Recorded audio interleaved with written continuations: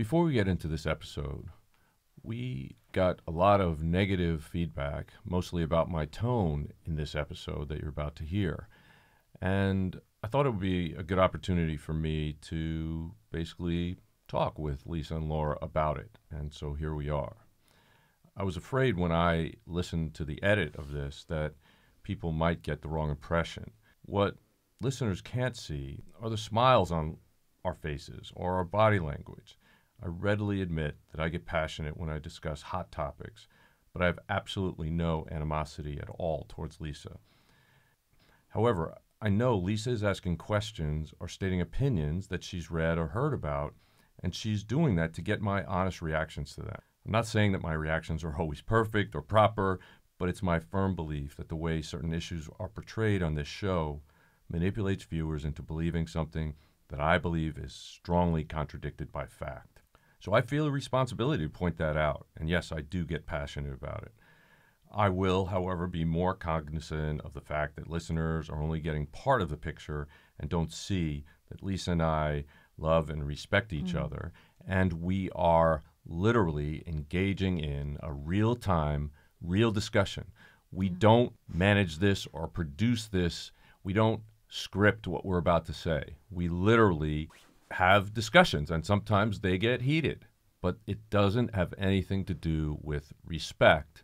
Although I am definitely somebody who speaks quickly, and sometimes I am on a roll, and so I will try to be more careful about not stepping on you if you're talking about something. Yeah, and I want to, first of all, I want to say I appreciate all of the feedback that you guys have given us, and I was so excited to drop this episode because when Jim and I had left the booth after recording it, I was like, damn, we got down in deep into this case, and I felt very invigorated, and so I was really sad to read the comments because I certainly didn't feel any animosity in the booth when we were recording. I felt that Jim was getting passionate about the fakakta defense that these offenders had put forth, and he was angry at them, and so I certainly didn't take it personally, and I re-listened to the episode over and over again after all of your comments, and I was like, gosh, I hear us laughing, and I hear us agreeing, and I hear some talking over each other, and that happens.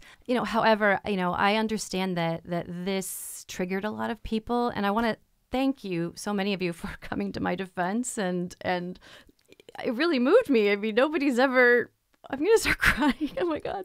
Nobody's ever defended me like this before. Well, Laura and I have. No, I know. But towards perceived slights and people bullying me. Oh, my God. Where were you guys when I was in middle school? It could have really used you. But, right. Jim and I love each other. And if you're in the booth with us, and I know that you're not, you would see us gesticulating and nodding our heads and smiling. And, I know it's hard. You can't see that. But, that's what's really going on here. Yeah. And if you recall, Lisa, in the beginning of this very podcast, in a number of the first months of us doing this, people were attacking you, literally attacking you. Why are you on this? Why are you trying to give your opinions? Yeah. And Laura and I both jumped in to defend you because you are a very important part of this. You help balance us. You help us give the opinions of everyone else that's listening that isn't experienced the way Laura and I are in... unfortunately, the depths of the worst things that people do to each other. And so we defended you heartfeltly because we love you and we're so happy to be a team together with you. So thank you. So yeah, we're a team, and that's an important part of what we do. And I think, we're not a TV show. You can't see what's going on in terms of the dynamics, although we all agree that sometimes we need to take a breath before we speak, because we're all people who feel very, passionately about certain subjects, and when it comes to victims and victims not getting justice, and that's something it's very close to our hearts. But we take your feedback on board, so we want you to know that we have been reading every tweet and every Facebook post that you've sent, and we do appreciate your interaction with us. And so to balance it out, we will try and take a breath.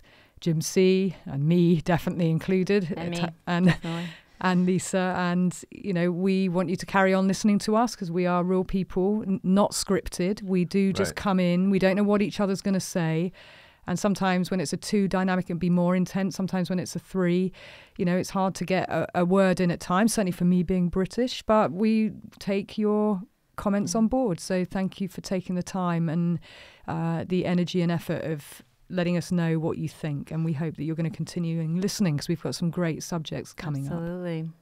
And speaking of that, we're going to be talking very shortly about the special project that Laura and I did recently. And there's been some news about it, I think, but we're not yet able to actually do a podcast on it. But those podcasts are coming.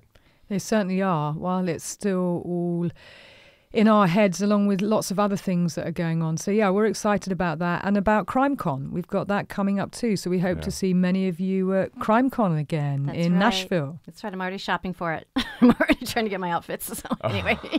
And if there's any nice sponsor who wants to sponsor us for outfits at CrimeCon, then we're shoes. All about that. So the Toad, Toad, if you're listening, we could use it. Laura and I, they don't have it for guys, sorry, but Laura and I could use you to style us for our event. That would be glorious. So please keep all this in mind as you listen to this episode, and we really appreciate you listening.